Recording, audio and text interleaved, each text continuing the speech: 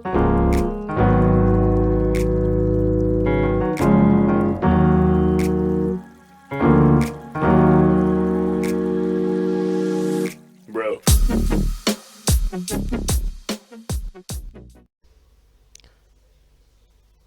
Halo, kita ketemu lagi di ini mungkin video ketiga ya dari evaluasi sistem informasi setelah mempelajari Delon dan McLean model. Sekarang kita akan mencoba menggunakan model tersebut dalam sebuah riset atau penelitian. Nah, ini bisa dijadikan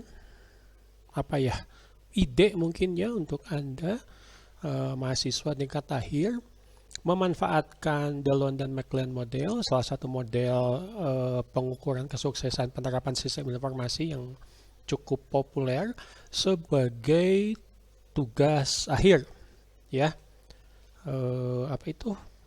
Salah satu syarat supaya Anda nanti mendapat gelar sarjana.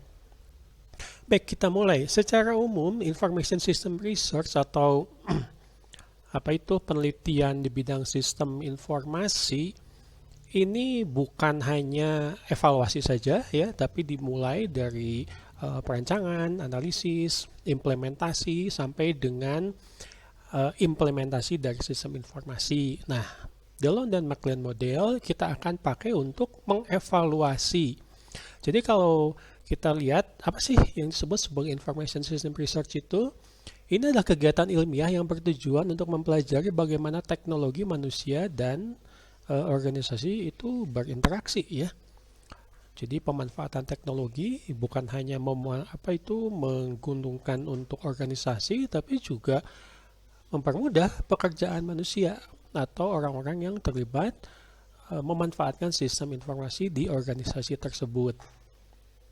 Nah, mungkin sedikit berbeda dengan ilmu komputer lain ya, misalkan dengan rekayasa perangkat lunak yang fokus pada aspek teknis, sistem informasi lebih menitik beratkan pada pemanfaatan dampak teknologi dalam konteks bisnis sosial. Kenapa sosial? Karena berkaitan dengan manusia. Ya, kita sudah belajar atas teknologi fit, kita sudah belajar teknologi acceptance model, ya sekarang kita belajar Delon dan McLean model. Itu sangat memperhatikan aspek manusia. Jadi di sini yang kita sebut sebagai aspek sosial. Tanpa penelitian SI, organisasi mungkin akan menghabiskan banyak uang. Ingat ya, penerapan sistem informasi itu butuh biaya yang sangat besar karena kompleks ya. Seharusnya, idealnya adalah memberikan keuntungan bagi bisnis. Nah, penelitian-penelitian di bidang SI, termasuk studi kasus kali ini, memanfaatkan Delon dan McLean model, ini adalah menjembatani celah antara kemampuan teknis dan kebutuhan sistem yang akan dimanfaatkan oleh manusia. Model Delon dan McLean umumnya bertujuan untuk mengevaluasi ya, ingat ya, kuliah kita evaluasi sistem informasi, seberapa sukses sebuah sistem informasi diimplementasikan dalam organisasi. Komponen-komponennya kita sudah belajar. Nah, bagaimana kita bisa mengukur bukan hanya urusan aspek teknis, tapi juga dampak nyatanya terhadap kinerja pengguna dan organisasi. Kita mau pakai teknologi untuk mempermudah pekerjaan, mempercepat pekerjaan, membuat organisasi lebih kompetitif. Pertanyaan selanjutnya adalah kinerjanya itu meningkat atau menurun? Bagaimana kita bisa mengevaluasi ini? Bagaimana kita mengukur ini? Tujuannya itu adalah memberikan bukti ilmiah dalam bentuk empiris, ya bisa ada perhitungannya, ada data dan fakta yang tidak terbantahkan bahwa anggaran yang dikeluarkan oleh organisasi untuk berbagai pengadaan sistem, ada ERP, ada e-learning mungkin ya, ada HRIS, Human Resource Information System, sistem informasi untuk pengelolaan pegawai misalkan, memberikan manfaat nyata bagi operasional perusahaan. Perusahaan ngasih modal untuk penerapan sistem informasi tentu saja juga mengharapkan keuntungan yang sepadan dengan modal yang sudah dikeluarkan. Nah, kenapa penelitian ini menjadi penting? Selain bukan hanya penting ya, kita juga bisa berpikir manfaat dari penelitian. Oke, ini contoh-contoh. Anda tinggal masuk ke misalkan ke Google Scholar atau ke researchgate.com, Anda akan mudah dengan mencari kata kunci Delon dan Anne McLean model. Anda akan melihat banyak sekali contoh-contoh penelitian dalam bentuk paper yang bisa Anda jadikan sebagai referensi. Ya, ini misalkan dari Journal of Education Technology ya. Biasanya untuk judul itu modelnya akan disebutkan. Ada kasusnya apa? Di sini misalkan using atau menggunakan Delon dan McLean model. Ini kebetulan yang paling gampang dicari di Google Scholar yang berbahasa Inggris, tapi banyak juga yang tulisan dari Jurnal Nasional Indonesia. Ya, ini contoh ya.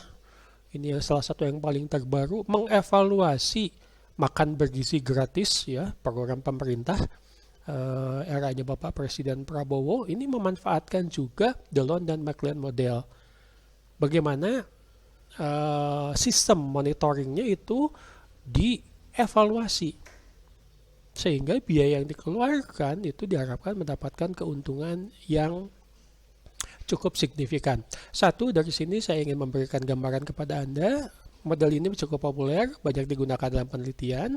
Dan yang kedua adalah tulisan-tulisan seperti ini ya, dari berbagai sumber, baik jurnal nasional ataupun internasional yang bereputasi, itu bisa Anda jadikan sebagai referensi dalam penelitian. Baik. Nah, untuk studi kasus kali ini kita akan melihat penerapan e-learning ya, kalau di kampus kita Universitas Pasundan itu mahasiswa bisa online, bisa offline, bisa sinkron, bisa asinkron. Nah, untuk yang online bagaimana kita menerapkan kuliah misalkan di teknik informatika dengan memanfaatkan e-learning. Apakah dengan e-learning itu akan membantu perkuliahan? Apakah dengan e-learning itu tujuan dari misalkan prodi atau fakultas atau bahkan perguruan tinggi untuk menghasilkan lulusan yang berkualitas itu tercapai atau tidak? Kita bisa memanfaatkan model ini ya. Baik, kita mulai studi kasus e-learningnya di perguruan tinggi ya. Katakanlah Anda mau melakukan ini di Universitas Pasundan ya. E-learning di perguruan tinggi adalah proses pembelajaran yang menggunakan teknologi informasi dan komunikasi (TIK) untuk mendukung, meningkatkan dan memperluas pengalaman belajar di perguruan tinggi. Kenapa? Ya karena tuntutan kompetitif, tuntutan persaingan, ya layanan yang harus diberikan oleh perguruan tinggi sekarang tidak hanya urusan kuliah offline tapi juga online. Online akan dibantu sekali oleh sistem e-learning. Nah, e-learning ini bisa melibatkan berbagai macam platform, alat, kakas, metode. Ya, kalau kita pakai Edlink, kita bisa pakai Zoom Meeting, kita bisa pakai Google Meet, kita bisa pakai blog, kita pakai media sosial, WhatsApp, banyak sekali alat yang bisa dimanfaatkan. Meskipun e-learning ini memiliki banyak keuntungan, tetapi juga ternyata ada beberapa tantangan, termasuk salah satunya adalah akses internet. Ya, termasuk juga kalau online terus-menerus, misalkan bisa kurangnya interaksi sosial dan kesulitan dalam menjaga motivasi belajar khususnya untuk mahasiswa. Ini adalah dasar ya bagaimana kita menulis atau melakukan penelitian. Yang pertama adalah biasanya ada pendahuluan. Pendahuluan ini juga di awal penelitian umumnya itu ada abstrak. Abstrak itu adalah rangkuman dari seluruh penelitian. Setelah abstrak biasanya langsung ke pendahuluan. Dalam pendahuluan umumnya ya, ini saya bilang umumnya karena untuk paper ataupun untuk misalkan tugas akhir yaitu punya format masing-masing, tetapi umumnya kurang lebih pasti ada pendahuluan atau latar belakang masalah. Yang pertama harus Anda perhatikan adalah konteks. Kita bicara mengenai e-learning. E-learning di mana? Di perguruan tinggi atau di sebuah kampus. Nah, kita harus melihat mengapa e-learning penting di sebuah kampus. Apakah karena pasca pandemik ya, COVID ya, atau efisiensi waktu, atau memang kampusnya punya tujuan melakukan digitalisasi. Anda di pendahuluan harus juga menentukan apakah sistemnya sudah berjalan. Ada keluhan atau tidak secara umum, atau mungkin juga ada masalah dengan akurasi bahan ajar. Ya, ada analisis awal mengenai gap atau mengenai apa yang diinginkan dan apa itu yang terjadi. Lalu tujuan dari penelitian ini. Nah, penelitiannya kan kita mau pakai Delon dan McLean ya. Tujuannya adalah mengevaluasi kesuksesan supaya yang kurang itu ketahuan ya, proses-prosesnya, yang sudah baik itu bisa dipertahankan atau bahkan ditingkatkan.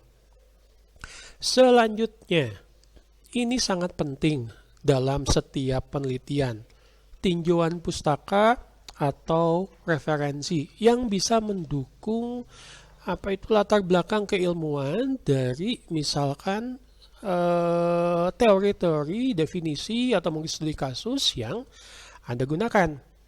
Misalkan kita mau cari definisi e-learning, ya jangan cari dari aplikasi AI atau ChatGPT atau Gemini ya.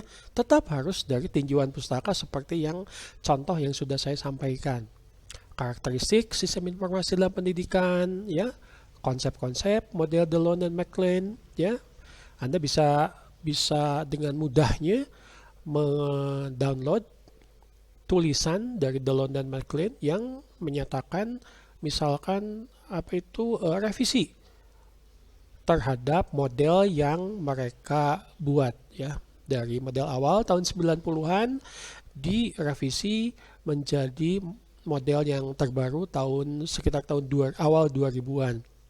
Nah, model terbaru yang Anda pakai termasuk juga penelitian-penelitian terkait baik dari dalam negeri maupun dari luar negeri. Semakin banyak referensi yang Anda baca, yang Anda pakai, itu semakin bagus. Tentu saja juga harus Anda gunakan sebagai pendukung dalam penelitian. Nah, setelah Anda mempelajari Delon dan McLean model, tahap selanjutnya adalah menyusun hipotesis. Kenapa ini penting? Ya, Anda harus bisa menentukan dugaan awal atau mungkin juga jawaban sementara. Kenapa sih e-learning itu penting? Yang menurut Anda ini adalah kebenaran, tetapi harus dibuktikan secara empiris melalui pengumpulan dan analisis data. Kita punya pendapat, e-learning itu bagus untuk mahasiswa. Misalkan, mahasiswa tidak perlu keluar rumah, bisa belajar di rumah, tidak perlu capek-capek ke kampus jauh. Di perjalanan nanti bisa stres, sehingga mahasiswa misalkan lebih fresh untuk kuliah. Itu contoh dari hipotesis. Nah, dalam Delon dan McLean model, hipotesis umumnya disusun untuk menguji hubungan antar variabel utama dalam model tersebut.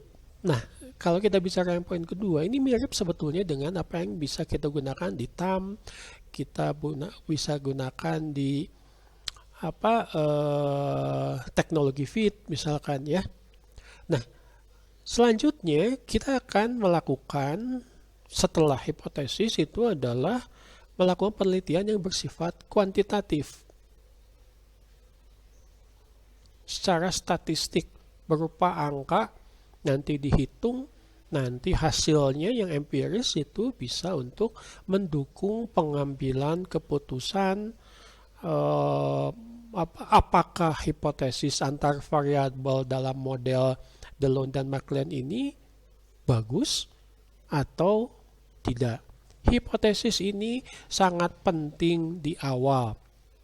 Kita lihat misalkan ini model Delon McLean ya. Information quality, system quality, service quality, teknologi efficacy ya. Nanti ini disingkat information quality jadi IQ. Lalu di sini Anda harus bisa membuktikan bahwa information quality ini mendukung system usage atau SU. Nah, si hipotesisnya dikasih nama misalkan H1. Information quality IQ ke user satisfaction US, ini hipotesisnya namanya H2. Semua ini panah ini keterhubungan antar komponen itu pakai hipotesis. H0, H1 ya. Ini sampai H10 misalkan. Tidak boleh ada hipotesis yang nomornya sama supaya nanti tidak bingung. Susun hipotesisnya. Satu, hipotesis yang baik. 2, hipotesis yang tidak baik. Ya, nanti harus dibuktikan apakah ini baik atau tidak. Misalkan kita lihat lagi ini, misalkan H1 ini hubungan ya antara information quality dengan system usage. IQ dengan SU H1. Nah, hipotesis yang Anda bikin adalah 1. Kalau H-nya jelek, information quality does not affect system use. Artinya apa? Kualitas dari sistem informasi nggak ada pengaruh, tidak ada efeknya kepada penggunaan sistem. Hipotesis yang kedua, information quality affect system use. Information quality berpengaruh terhadap penggunaan sistem. Semua hipotesis itu Anda susun. Karena ada 10, ya Anda bikin 10 semuanya. Ya. 1, Anda buat hipotesis. 2, Anda beri nama hipotesisnya. 3, kasih penjelasan untuk hipotesis. Dari H1 sampai dengan H10. Di mana misalkan ternyata H10 itu menyebutkan user satisfaction, ya, kepuasan dari user, ini ternyata tidak punya efek, tidak punya pengaruh terhadap kesuksesan e-learning. Tetapi kalau kita nanti hitungannya itu benar, hitungannya itu bagus, berarti HA, di mana ternyata untuk H10 user satisfaction ini akan berakibat positif kepada suksesnya e-learning. Oke, jadi hipotesis ini penting. Anda harus menganalisis dari berbagai referensi termasuk juga ide-ide Anda yang menyatakan bahwa begini loh, hipotesis yang saya susun terhadap hubungan antar komponen di dalam Delon and McLean model. Oke, jadi kita sudah punya 10 hipotesis, ya, misalkan baik yang positif maupun yang negatif, baik yang bagus maupun yang bagus itu artinya terbukti hubungannya, maupun yang tidak, maksudnya tidak terbukti hubungannya. Apa yang harus kita lakukan selanjutnya? Melakukan pengambilan dan pengolahan data. Studi kasusnya di mana? E-learning. E-learningnya misalkan kita akan melakukan pengujian di Fakultas Teknik Universitas Pasundan.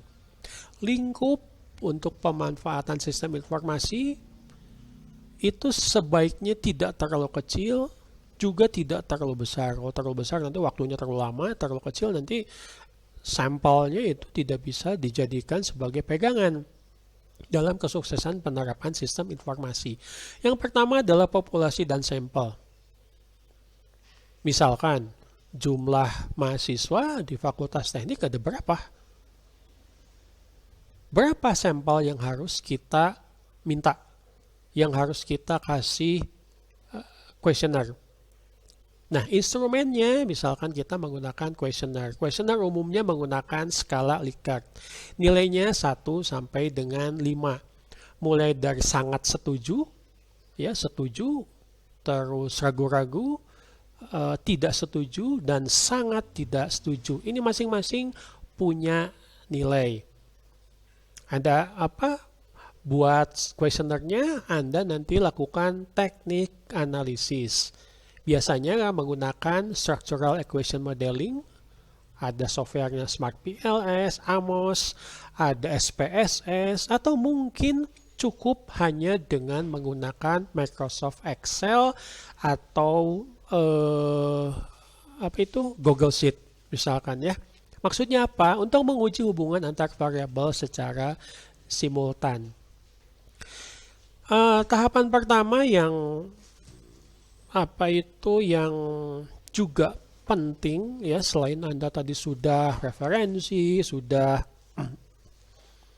menentukan hipotesis, ini adalah populasi dan sampel. Salah satu kesalahan dalam pengumpulan data itu adalah Anda atau peneliti salah mengambil sampel. E-learning, apa yang ingin diuji? Perkuliahan. Siapa yang mengikuti perkuliahan? Misalkan mahasiswa. Oke, berarti sampelnya, populasi dan sampelnya harus ke mahasiswa. Akan salah populasi dan sampelnya kalau mengacu misalkan kepada staf fakultas. Ya, tidak cocok. Bahkan nanti hasil penelitiannya bisa dikatakan tidak tepat atau salah. Nah, masalahnya adalah jika si populasinya itu sangat besar. Waduh, kita harus ngambil populasi satu perguruan tinggi. Mahasiswanya harus ditanya semuanya. Apakah semua harus ditanya? Tidak perlu. Kita bisa menentukan sampel. Sampelnya yang bagaimana? Sampel yang representatif untuk mencerminkan total populasi secara akurat. Kita lihat lagi, apakah e-learning ini diajarkan ke semua mahasiswa atau hanya mahasiswa tertentu saja? Nah, ini juga jawabannya bisa berbeda ya untuk setiap perguruan tinggi. Biasanya, salah satu yang cukup populer untuk menentukan populasi dan sampel adalah menggunakan rumus Slovin. Menentukan ukuran sampel dan populasi yang ada. Penerapan metode ini membuat kesimpulan penelitian tetap valid dan mencerminkan karakteristik populasi. Betul ada kemungkinan kesalahan, ya, tapi kemungkinan kesalahannya sangat kecil. Kenapa kita pakai metode Slovin? Ini salah satu alasannya adalah mengatasi resiko ukuran sampel yang terlalu kecil. Populasinya besar, ya, sampelnya kecil, itu bisa dianggap tidak akurat, tidak mewakili populasi. Ya, disebutkan di sini. Hasilnya gagal mewakili populasi secara akurat. Tapi kalau juga sampelnya terlalu besar, ya butuh biaya, butuh waktu, ya tenaga dan seterusnya yang akan menyita waktu penelitiannya. Ini contoh saja. Ini rumus Slovin, ya. Rumus Slovin itu mencakup dari hasilnya adalah number of sampel yang Anda butuhkan untuk menyelesaikan masalah ini dari populasi dengan kemungkinan kesalahan toleransi yang semakin kecil. Ya, biasanya kalau error toleransi itu semakin kecil, ya jumlah sampelnya semakin besar. Ini contoh ya hasilnya. Ada sekitar kurang lebih hampir 300 siswa ya yang dijadikan sebagai sampel dari keseluruhan. Nah, sampelnya juga harus dianalisis.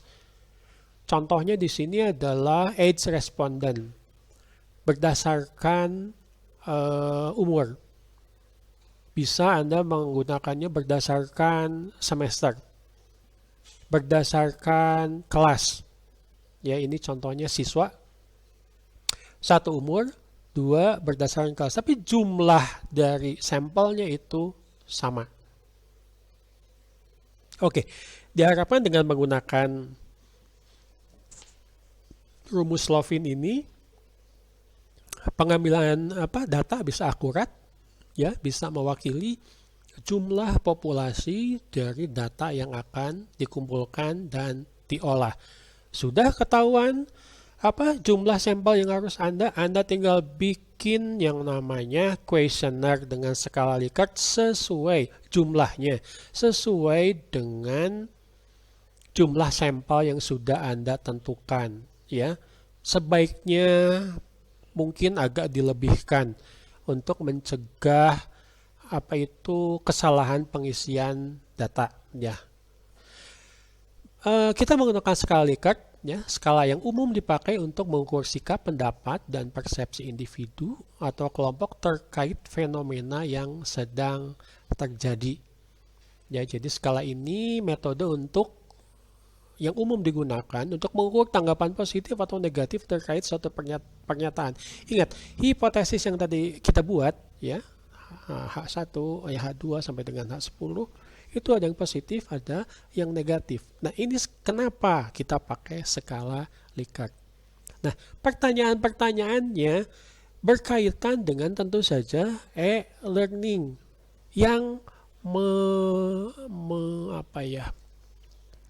bisa memberikan gambaran hubungan antar komponen di model DNM.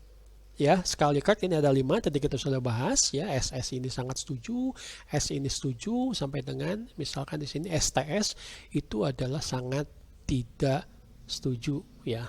Tolong diingatkan nanti untuk para responden yang mungkin Anda bagikan kuesionernya dalam bentuk kertas atau mungkin dalam bentuk Google Form, ini hanya boleh mengisi satu nilai saja.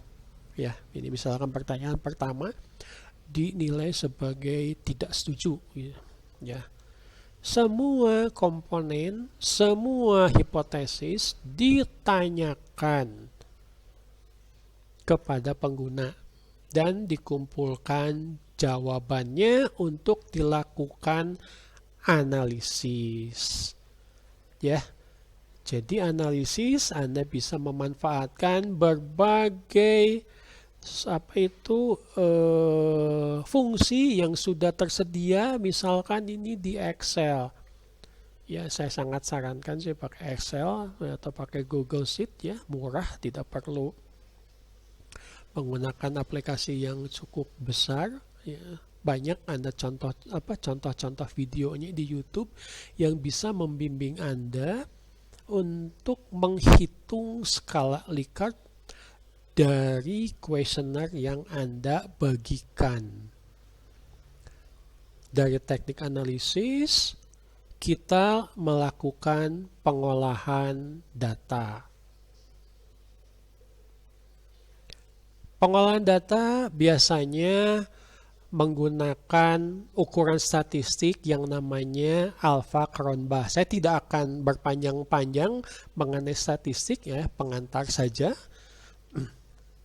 Yang menilai reliabilitas atau konsistensi internal satu instrumen. Biasanya penilaiannya adalah kalau di bawah 0,7 itu dianggap kurang bagus atau negatif. Tetapi kalau penilaiannya di atas 0,7, ya, average variance extracted, ya, ini biasanya dianggap menunjukkan reliabilitas yang baik. Artinya apa? Kalau di bawah 0,7 berarti hipotesis yang negatif yang benar. Kalau di atas 0,7 hipotesis yang positif itu yang benar, berarti terbukti bahwa komponen yang saling berhubungan tersebut memang mendukung untuk e-learning. Nah, untuk yang di bawah itu harus diketahui berdasarkan dari kuesioner apa yang jadi masalah. Ini contohnya, ya, tabel construct reliability and validity. Ini adalah komponen-komponen dari DMM model, ya.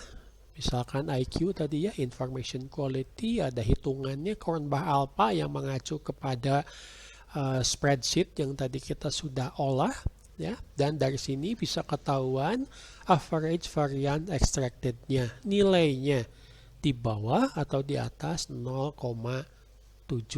Nah, di sini pembuktian dari hipotesis sudah bisa dilaksanakan, masuk yang H0 atau yang H1. Bisa diidentifikasi mana yang sudah baik dan mana yang belum. Ini juga dilanjutkan dengan validitas diskriminan. Maksudnya apa? Menjamin bahwa setiap konsep atau konstruk dalam model penelitian, kita menggunakan DNA model, berbeda secara konseptual dan empiris dari konstruk lain, mencegah tumpang tindih yang tidak diinginkan. Ingat, setiap komponen ini keterhubungannya dianalisis. Jangan sampai tumpang tindih. Lalu juga ada cross-loading. Ini adalah nilai korelasi yang menunjukkan seberapa kuat satu indikator, pertanyaan-pertanyaan yang ada di kuesioner, berhubungan dengan konstruksi, ya, komponen-komponen dari DMN model yang harus diukur. Dan bagaimana itu berhubungan seberapa lemah dengan komponen yang lain. Ingat ya, keterhubungan antar komponen dalam DNA model itu tidak boleh dipandang sebagai sebagian-sebagian, tapi harus dipandang sebagai sebuah keseluruhan. Nah, hasilnya adalah nilai-nilai yang tadi, ya, kita terapkan, kita masukkan dalam ya ini panah ya, berarti keterhubungan antar komponen DNA model. Kita lihat information quality, hasilnya bagaimana? Ya, system quality, hasilnya bagaimana? User satisfaction, hasilnya bagaimana? Ujung-ujungnya ini akan mendukung atau tidak untuk dalam kasus kita, studi kasusnya adalah penerapan atau pengelolaan e-learning di perguruan tinggi. Ini hasil akhir bagaimana kita bisa melihat hasil dari pengelolaan dan analisis data secara keseluruhan dan keterhubungannya antar komponen dalam DNM model. Apakah penelitiannya sudah selesai? Ya, kalau dari sisi analisis data sudah selesai, tetapi Anda harus menuliskan interpretasi hipotesis. Ada yang gagal, ada yang benar. Ya, ada yang berhasil, ada yang negatif, ada yang positif. Misalkan dari H1 ini diketahui bahwa kualitas informasi atau IQ secara signifikan mempengaruhi penggunaan sistem. Jadi hasil penelitian, ya, hasil pengukuran pengelolaan data berdasarkan kuesioner yang sudah disebarkan kepada sampel dari populasi, ini menunjukkan hubungan positif yang signifikan antara kualitas informasi dan penggunaan sistem. Bahwa akurasi dan relevansi informasi yang diberikan oleh sistem e-learning sangat mempengaruhi pemanfaatannya.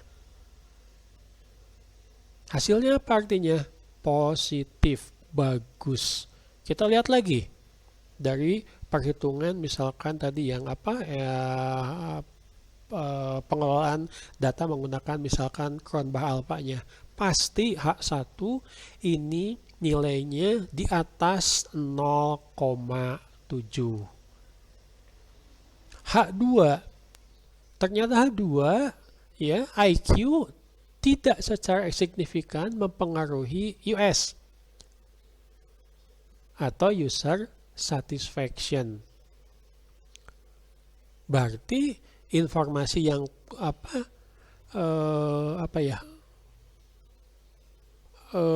kurang mempengaruhi, IQ kurang mempengaruhi US. Nah, ingat tadi ada H1 sampai dengan H10, semuanya harus diinterpretasikan, harus diidentifikasi. Bahkan kalau dalam penelitian ini harus bisa diidentifikasi proses mana dalam SI yang ternyata kurang bagus. Proses mana dalam SI yang ternyata sudah cukup baik dan harus dipertahankan. Tidak berhenti hanya sampai dengan hitungan-hitungan angka hasil pengolahan data saja. Dan terakhir ya, kesimpulan dan saran ya, rekomendasi-rekomendasi yang Anda bisa berikan untuk e-learning. Di sisi kesimpulan adalah tentu saja secara keseluruhan apakah e-learning tersebut sukses? Dari penelitian ya bisa dilihat misalkan ternyata e-learning tersebut sukses. Bisa diidentifikasi dimensi mana yang paling berpengaruh. Ini belum tentu e-learning di sebuah perguruan tinggi ini meskipun mirip bisa sama suksesnya dengan di perguruan tinggi yang lain. Ya, karena ada banyak aspek yang harus diperhitungkan dalam DNA model. Sarannya adalah misalkan rekomendasi untuk unit TI kampus. Semuanya sudah bagus, untuk informasi sudah bagus. Tapi ternyata nilai user satisfaction-nya kurang bagus. Kenapa desain UI-nya sulit untuk dipakai? Atau tidak sederhana? Atau keterbacaannya rendah? Itu hal yang ditanyakan dalam ini ya, dalam questionnaire yang Anda ukur. Nah, sarannya apa? Ya diperbaiki itu. Rekomendasi-rekomendasi ini diharapkan akan meningkatkan kesuksesan dari penerapan e-learning. Dan yang terakhir adalah setiap penelitian pasti ada keterbatasannya. Dari sisi sumber daya, dari sisi waktu. Ya, misalkan dalam penelitian e-learning ini fokus terutama kepada mahasiswa, belum kepada dosen. Padahal dosen juga terlibat, misalkan yang menyediakan pembelajaran di e-learning. Nah, ini salah satu keterbatasan adalah manfaatnya ini bisa dilanjutkan menjadi penelitian selanjutnya. Oke, jadi itu kurang lebih bagaimana tahapan-tahapan dalam penelitian khususnya yang memanfaatkan model Delon dan McLean. Oke, saya sangat berharap KAKAS ya, model-model yang kita pelajari di kuliah evaluasi sistem informasi ya bisa dimanfaatkan oleh Anda dalam tugas akhir atau penelitian lainnya. Oke, cukup untuk video kali ini. Terima kasih. Yuk.